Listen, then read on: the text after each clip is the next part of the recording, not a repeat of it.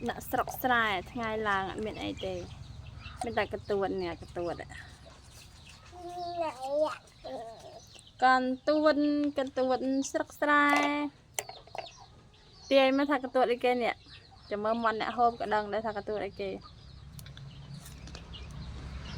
Cặp bé ạ.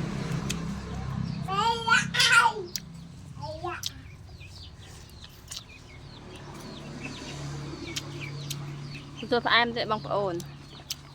tại vì mình phải em khang về chụp em không tem bài thì luôn bao có nhanh đây rồi được chia chụp em